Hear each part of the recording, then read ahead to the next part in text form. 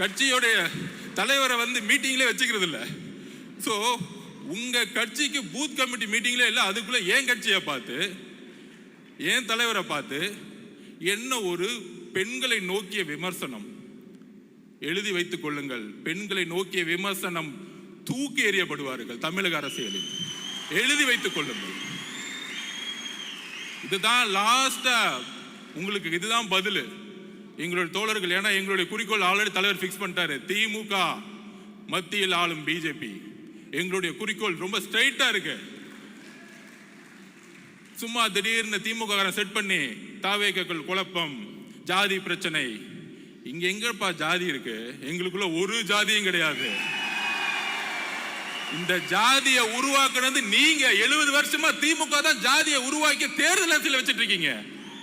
யாருக்கு தெரியுதோ? எனக்கு தெரியும். அங்கிருந்தா வந்த வேலை பார்த்துட்டு உடனே கேட்பாங்க, நீங்க அங்கதானே வேலை பார்த்தீங்க?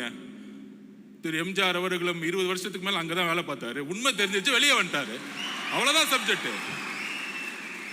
எம்ஜிஆர் நடிச்சிருந்தா உட்காந்து கான்ட்ராக்ட் வாங்கிட்டு சம்பாதிச்சுட்டு இருக்கலாமே, ஏன் வெளியே வந்தாரு? அண்ணாவுடைய குறிக்கோளை நிறைவேற்ற முடியல, வெளியே வந்தாரு.